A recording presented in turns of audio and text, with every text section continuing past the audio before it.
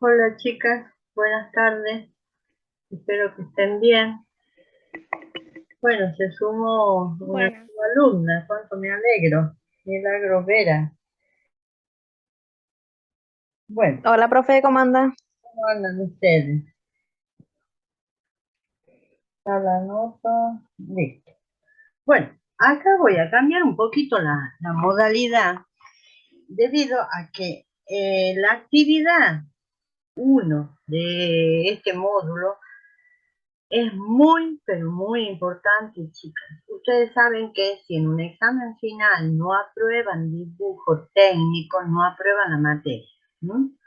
Es decir, que aunque hayan desarrollado la teoría, los ejercicios, si el dibujo técnico está mal, no aprueban la materia, porque el dibujo es la base de la planimetría.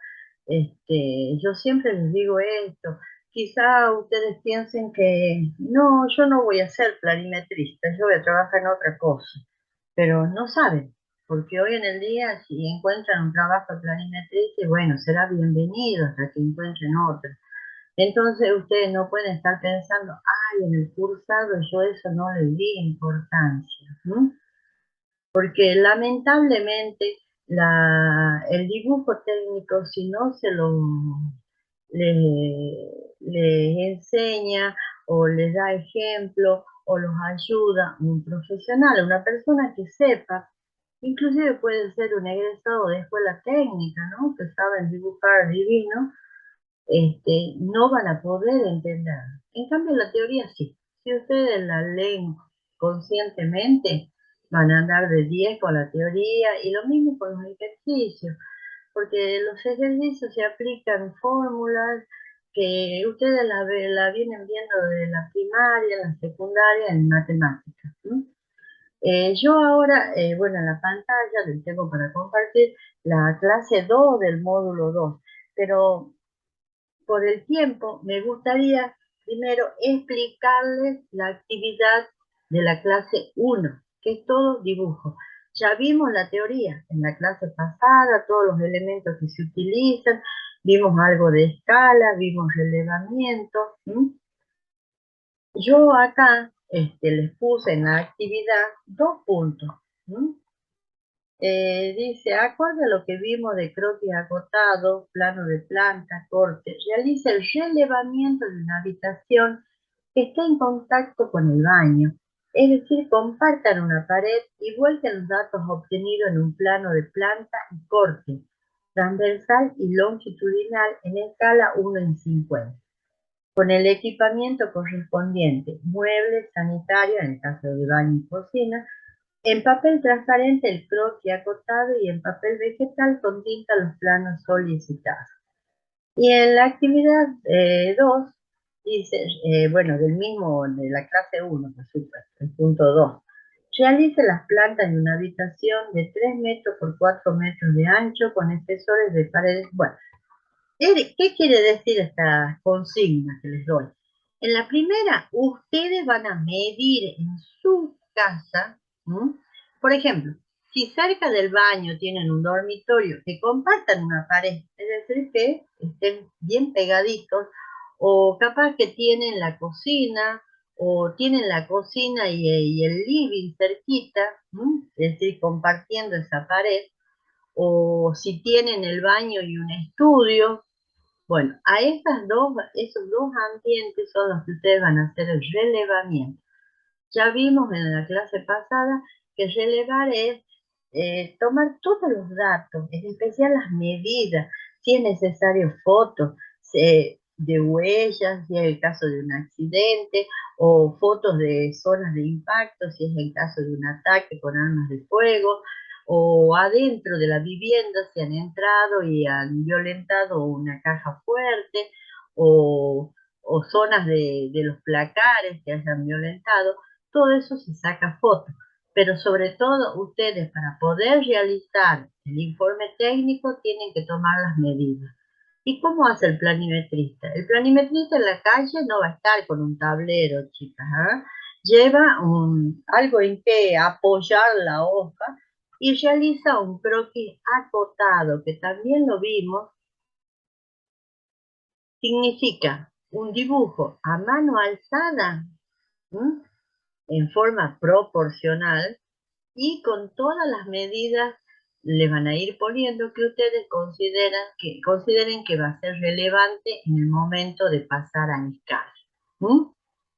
Entonces, esa es la primera, el punto 1 de la actividad 1 del módulo 2, que ustedes hagan un relevamiento en la casa, hacen el croquis acotado en papel transparente, que es el papel finlandés, es como papel de calcar, y luego lo van a pasar en escala 1 en 100 a esos dos ambientes, colocándolo. Si es la cocina, van a dibujar la mesada, la heladera, el artefacto cocina.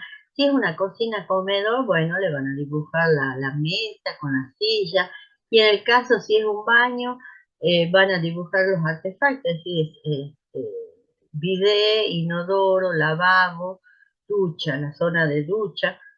Supongamos que tienen uno de estos ambientes con el dormitorio y bueno, dibujarán dónde está ubicada la cama, los placares, o si es un estudio, dónde están ubicados el escritorio, si hay computadora, es decir, todo el equipamiento y los artefactos sanitarios. Esa es la actividad 1. En la actividad 2 yo les doy las medidas de esos ambientes. Es distinto, no van a tener que relevar nada. Yo les doy las medidas de todo y les pido que hagan planta en escala 1 en 50 y 1 en 100. En el caso anterior tienen que hacer también 2 cortes. Entremos ahora, les quiero explicar qué es una planta y qué es un corte. Imagínense, chicos, en el lugar que están. No sé si están en el dormitorio, en un estudio, en la cocina, en el living, en el comedor, bueno, en el lugar que están. A 1,60 m de altura de la pared, desde el piso, más o menos 1,60 m, ustedes van a hacer imaginariamente un corte alrededor de todo ese ambiente. Y como que levantan el techo y esa parte de la pared, porque el interior de un ambiente mínimo está a 2,20 y recién empieza el cielo raso, mínimo le estoy diciendo, hay viviendas que tienen 3 metros y recién tienen el cielo raso, ¿eh? Bueno, yo le estoy hablando de 1,60 m. ¿Eso qué quiere decir? Que va a quedar cortada por la mitad en lo alto, en lo que es alto, puerta, ventana. Y ustedes imagínense que están arriba volando y mirando hacia abajo de donde han sacado ese techo. ¿Qué van a ver? Van a ver el espesor de las paredes, van a ver los muebles, van a ver dónde están ubicadas las ventanas, dónde está ubicada la puerta. Siempre en las plantas es todo en superficie, en horizontal, y las puertas se las dibuja abiertas. Por eso es que ustedes revisen la partecita de la clase 1, que ahí les doy ejemplo, ¿no es cierto?, de las plantas, y van a ver que se ve la puerta con la hoja y el giro, cómo hace la puerta para cerrar, que se llama rebatimiento. Recuerden que esa hoja, el ancho de la hoja de la puerta, siempre es igual al hueco donde está ubicada. Ese hueco se llama vano. Porque si ustedes hacen una hoja con menor ancho que lo que es el hueco, la puerta va a pasar de largo, no va a cerrar nunca, va a parecer una puerta vaivén. Y si ustedes lo hacen a esa hoja mucho más ancha de lo que es el hueco, el vano, va a chocar la pared, no la van a poder cerrar. Lo mismo pasa con las ventanas. Entonces, ustedes, y con las medidas que yo les doy, van a ir haciendo la planta. Que quede claro, planta es todo en no horizontal, en superficie. Miren el dibujito que yo les di como ejemplo en la clase pasada. Las plantas en sí, chicas, no he visto que tengan problema en hacerlo. donde ustedes suelen confundirse, o quizás no confundirse, sino que les cuesta más, porque son más detalles que los que hay que ver, es en los cortes. Los cortes se contraponen a la planta. ¿Por qué? Porque es en altura, ¿no? Todo es en altura. No tiene nada que ver con la planta que es en superficie. ¿Sí? Por eso se complementan muy bien. Las cosas que yo no puedo apreciar en la planta, las podré ver en el corte. ¿Cómo hacemos un corte? Primero que nada, observamos la planta. ¿Sí? Y vemos qué queremos mostrar de esa planta. Supongamos que hay una ventana por donde entraron ladrones o hay una pared que estaba la caja fuerte que fue violentada y eso en la planta ustedes no lo pueden mostrar, lo van a mostrar de frente, en altura, en los cortes. ¿Mm? Entonces, lo primero que tienen que hacer, ustedes se imaginan que están paradas en el lugar por donde quieren mostrar cosas. ¿Mm? Y trazan lo que se llama la línea de corte. Es una línea punteada y los cortes se denominan con letra mayúscula de molde, la misma letra en los extremos. Me gustaría que ustedes tengan, si es que les es posible a mano, la planta esa que yo les di, que es muy fácil, de un solo ambiente, con el cortecito, para que vean lo que yo les estoy diciendo. Además, importantísimo, hay un video casero, porque me filmó mi hija con mi celular. Yo lo hice en la época de pandemia, que todas las clases, tanto del presencial como de distancia, eran por Zoom. Y bueno, con lo que tenía a mi alcance, y les explico en la planta paso por paso cómo voy dibujando el corte. Es muy interesante ese video, chicos, porque yo estoy segura que ahí lo van a entender lo que es el corte, aparte de lo que les estoy diciendo ahora. Bueno, continuemos. Yo ya tengo pensado qué quiero mostrar de esa habitación, cuál de las paredes quiero mostrar, que me interesa que se vea lo que sucedió ahí. Entonces yo marco con esa línea que les estuve diciendo, pero no de punta a punta de una pared a la otra, sino un pedacito de cada pared y una flechita que me indique hacia dónde voy a mirar, es decir, qué pared del frente voy a tener cuando dibuje el corte. Eso me va a indicar la flechita.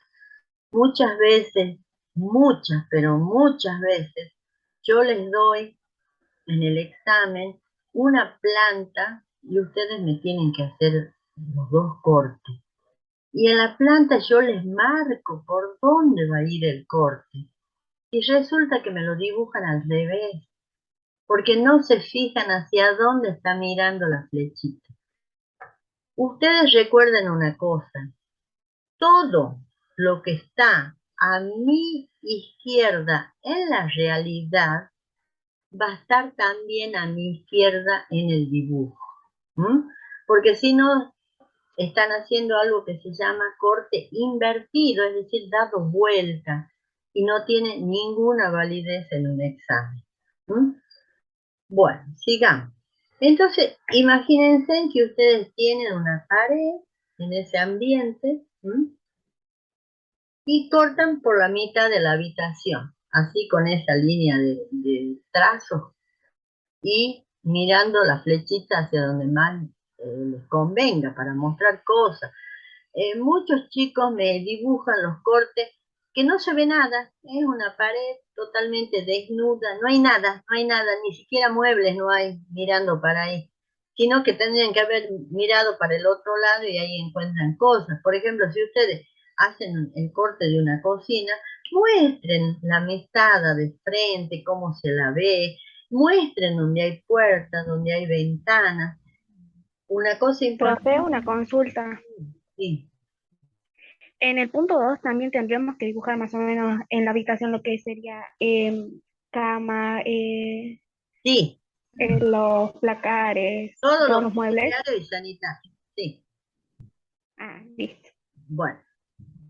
Entonces, recuerden, la flechita me indica hacia dónde miro en ese ambiente. Ustedes en el examen no van a tener un solo ambiente, van a tener dos, tres, cuatro seguiditos. ¿Ah? Pero yo les doy la planta y no por dónde van los cortes y ustedes tienen que dibujarlo. Siempre, siempre empiecen de izquierda a derecha. ¿Ah? Miren la planta, imagínense que ustedes están ahí en esa habitación parados en el medio y mirando hacia donde indica la flechita. ¿M? Y no se van a confundir y empiezan a dibujar. ¿Ah? Ya les digo, no va a ser un solo ambiente. Esto de las actividades es para que ustedes empiecen a practicar. ¿M? Bueno, y así en el corte todas las puertas van selladas. ¿Mm? En cambio, en la planta la teníamos abierta. Acá en el corte van cerradas, es decir, que ustedes van a dibujar el marco y la hoja como si estaría cerrada la puerta. ¿Mm? Acá les doy inclusive el ancho de las paredes, que también lo pueden sacar de la planta. Las medidas que se colocan en planta no se las debe repetir en el corte. En el corte van solamente las medidas de altura. ¿Ah?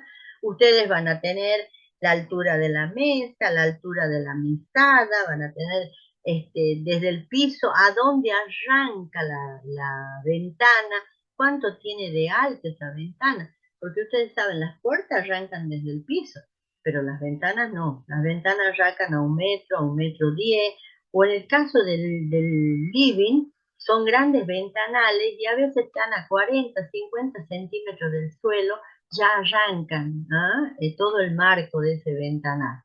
En cambio, lo que hace a los otros ambientes, no, ya las ventanas están más arriba, e inclusive en los baños tenemos lo que se llama el ventiluz o claraboya, cuando tienen la iluminación por el techo, la iluminación cenital se llama, o el ventiluz que arranca recién más o menos a 1,70 m del piso, porque es algo chiquito.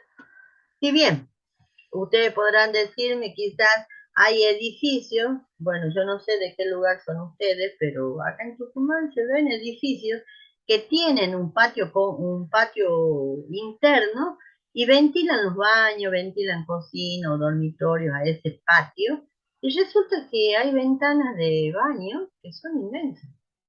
¿No? Y bueno, corren el riesgo de que lo puedan observar desde otro departamento, pero bueno, yo he visto casos así, ¿no? En cambio, nosotros en la vivienda individual ponemos el ventiluz en una ventana chiquita. ¿No? ¿Tienen alguna pregunta? Por favor, esto no duden en preguntar todo lo que sea de dibujo técnico, porque es difícil. Ustedes, más para los que por primera vez lo van a ver, los chicos y que hayan egresado o hayan ido algunos años a escuelas técnicas, no van a tener problemas. Pero los que son bachiller, como era yo, a mí me costó muchísimo cuando inicié la carrera, lágrimas, porque no entendía. Y bueno, y ahí en un anfiteatro no van a estar preguntando mucho porque me daba vergüenza. Entonces tenía compañeros egresados de técnica y ellos me ayudaban, me explicaban. Pero cuesta. No les digo que es fácil. Vean, por favor, ese material de apoyo que yo les mando. Hay clases de otros años, pero sobre todo ese video. Me interesa que lo vean sobremanera. ¿Alguna pregunta de la actividad 1 y 2 que tendría que haber sido para la clase pasada, ¿no? Que es lo que yo quería sobre todo explicarles, porque es todo de dibujo. Bueno. Hemos visto un poquitín en la clase pasada del escalímetro, lo que son las escalas. Otra cosa muy importante.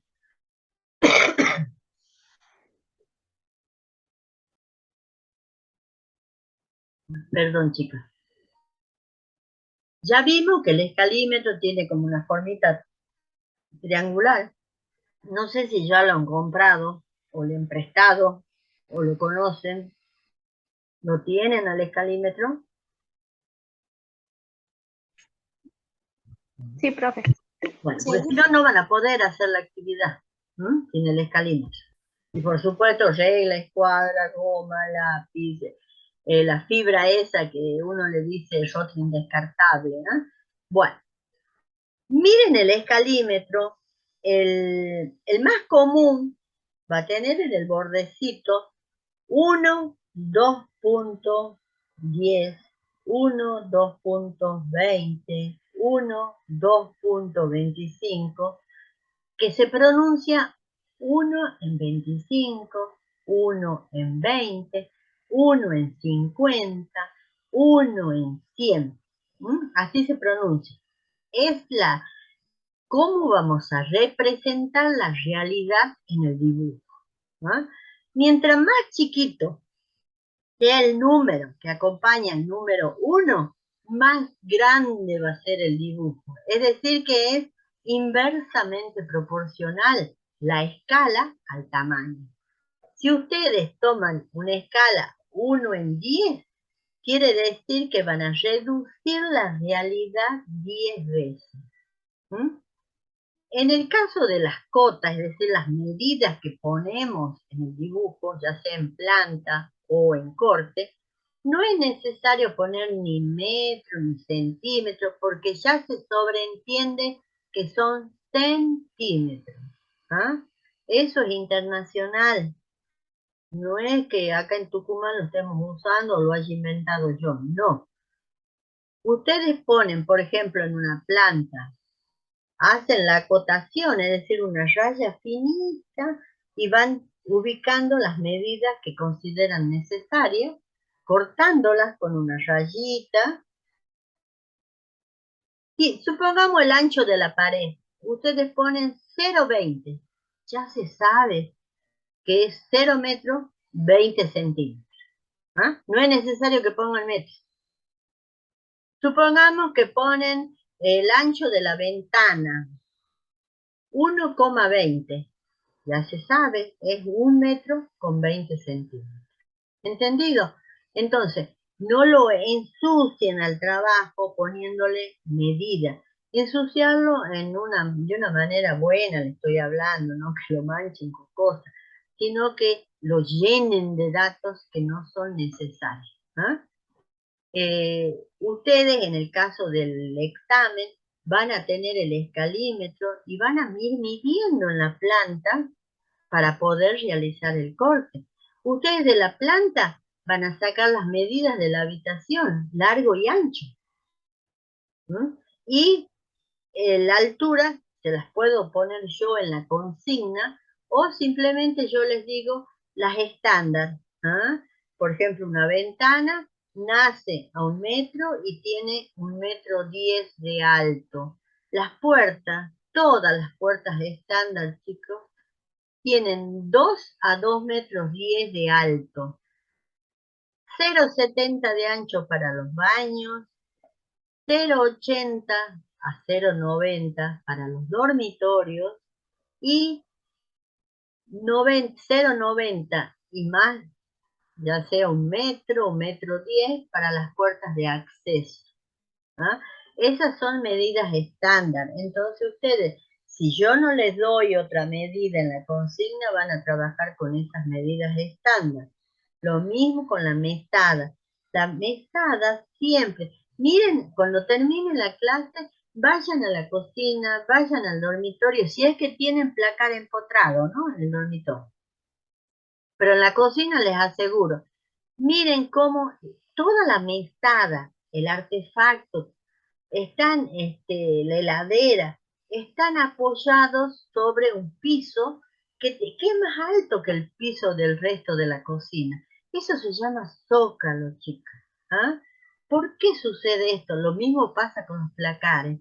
Para que no se dañe, ya sea la cocina, todos los muebles de la bajo mesada o los placares que son de madera, con uno limpia, no les vaya agua directamente, ¿me entienden? Entonces están apoyado sobre un sobrepiso que se llama zócalo. Eso siempre, siempre, siempre tiene 10 centímetros de alto.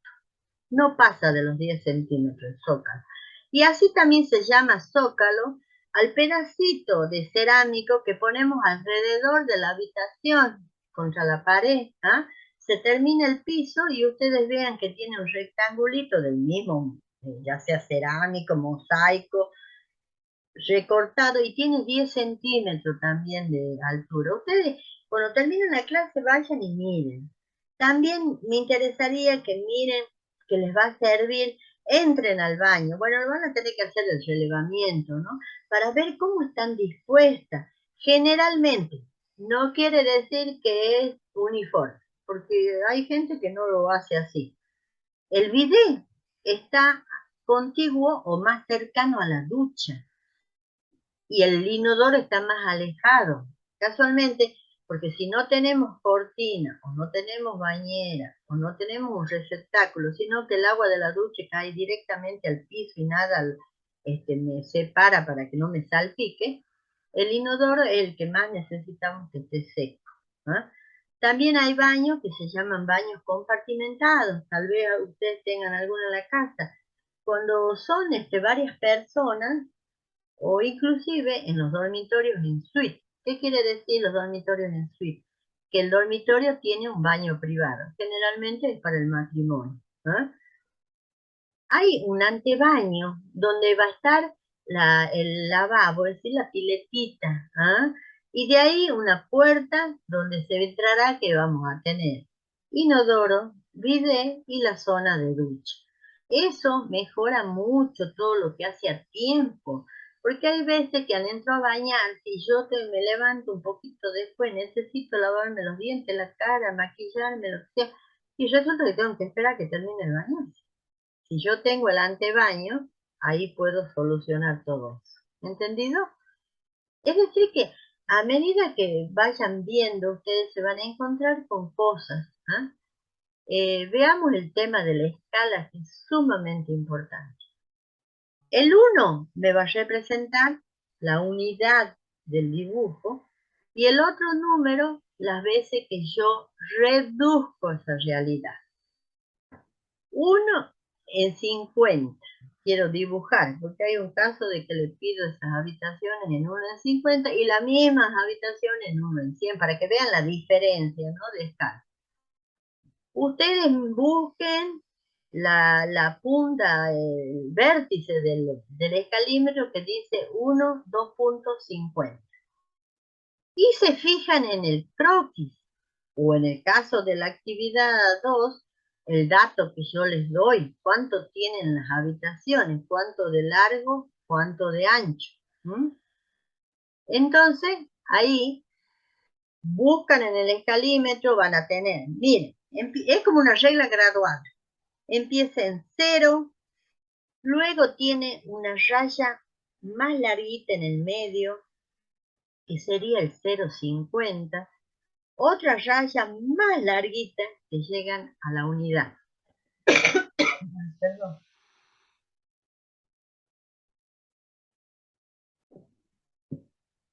Y las rayitas intermedias me miden 0,10 centímetros. Cuenten los espacios. Miren el escalímetro en escala 1 en 50. Cuenten.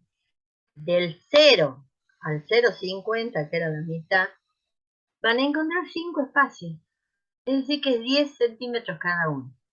Y si vuelven a contar después, otros 10 centímetros cada uno, y así llegan a la unidad, que es 1 metro. Supongamos que yo les digo que me midan una de las cosas, o ustedes han hecho el relevamiento y resulta que X mueble mide 1,20 m. Entonces ustedes ponen el escalímetro y con el portamina marcan desde el 0, miran el 1 y 2 rayitas más van a ser los 20. Entonces el 1,20 m. Y así es lo mismo en todas las escalas. La escala 1 en 100 me reduce el doble la realidad que la escala 1 en 50. Por eso es que a veces, cuando ustedes se olvidan el escalímetro, la única escala con la que pueden conversar,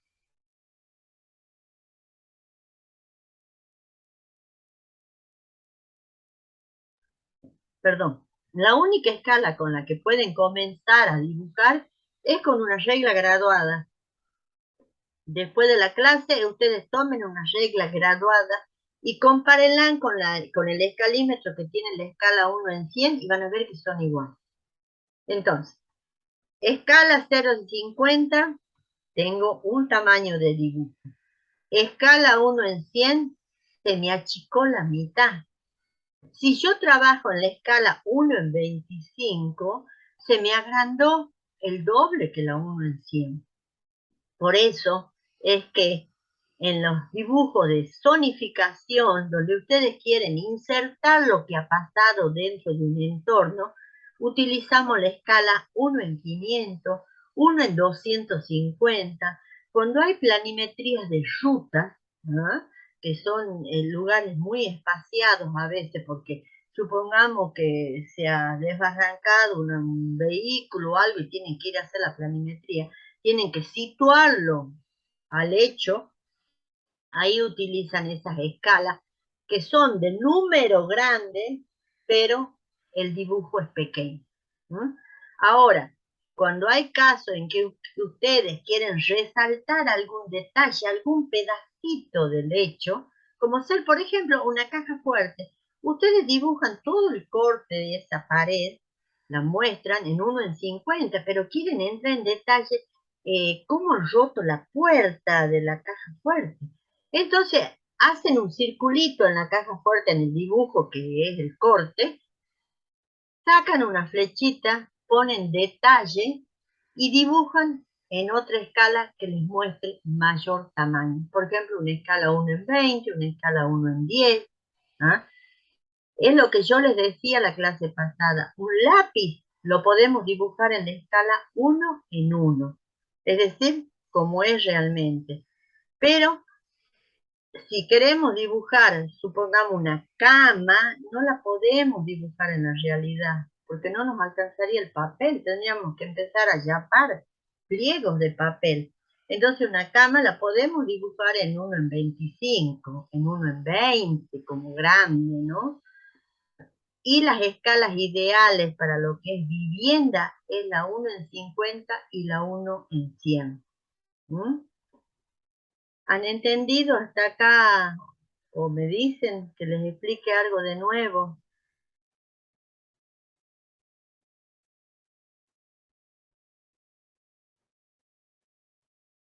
Todo esto del dibujo técnico cuesta mucho, y más aún por correspondencia.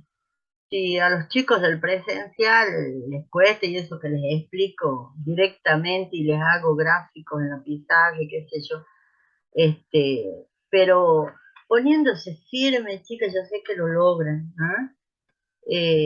Miren todo el módulo donde están no les digo los materiales porque eso es una información que yo les doy, pero miren donde están todos los dibujos, ¿ah?, que yo les daba.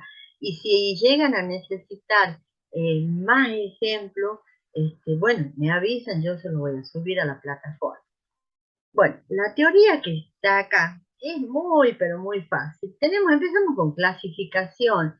Estas medidas, por favor, no es necesario que las memoricen. Yo se las doy como dato para que vean la variación de medidas en los carriles, tanto para tráfico ligero, para tráfico pesado, o cuando tienen los dos, que tienen tráfico ligero más pesado. ¿Ah? Ve, acá está toda. Y esto sí, ustedes ven que lamentablemente no en todas las rutas existen, ¿no?, caminos para bicicleta, como tendría que ser. Esto ustedes pueden verlo que supongamos que hay un accidente y no está construido un camino para bicicleta como corresponde, entonces ahí la víctima, el damnificado, que si es que lo han chocado una bicicleta, puede plantear el problema, ¿no?, de la ruta que no está correctamente en las medidas. También acá en la ciudad les dice cómo tienen, qué distancia tienen que estar de la calzada o del cordón cuneta, un árbol, las columnas de luz, ¿ah? De todas las obras fijas, como ser las farolas, que son las columnas para la luz. También le hace una clasificación de rutas nacionales, provinciales y vecinales. Por eso hay veces, acá en Salta, en Metán, no sé si conocen o han sentido nombrar, hay un radar. Y es muy, pero muy común que le lleguen al domicilio, al menos a mi hijo sobre todo, multas. Pero resulta que esa ruta, ese tramo de la ruta de Metán, es ruta provincial. Entonces no pueden sacar multa como si fueran rutas nacionales. ¿Ah? Bueno, acá les hago una pequeña clasificación de quiénes son nacionales, provinciales. Este proyecto de nuevos trazados, yo muchas veces lo tomo en el examen, ¿no? Les pregunto cuáles son los pasos. Es muy interesante estos nuevos trazados de ruta, estamos hablando, porque todo este módulo es sobre circulación. Es muy importante cómo se va haciendo, ¿ah? Cómo se va trabajando para construir una nueva ruta, ya sea por vialidad de la provincia, de la nación o por empresas privadas. Acá les explico cada uno de los pasos que es lo que se hace. Bueno, para el diseño de carreteras de ruta, tiene gran influencia la configuración del terreno, que va a ser plano, terreno llano, va a ser terreno de montaña u ondulado, que es el intermedio. Y el tránsito. ¿Qué cantidad de vehículos van a transitar? Porque sería el tránsito atraído por una nueva ruta que va a estar impecable su pavimento. ¿Qué cantidad, qué volumen de tránsito circula en la zona? Eso va a influir muchísimo en lo que hace a la cantidad de carriles, las medidas que van a tener, si es necesario que sea tipo autopista. Y acá les habla de lo que ya les acabo de nombrar, zona llana, ondulada, montañosa. Por ejemplo, montañosa sería la ruta que es la cuesta de aquí, de Tucumán a Catamarca. Y les da toda una serie de medidas de volumen, ya sea anual, diario, mensual, cómo se compone el tránsito de el más pesado al más liviano. Tenemos automóviles, ómnibus y camiones. Camiones comunes y camiones con acoplado. ¿Cómo es el crecimiento de ese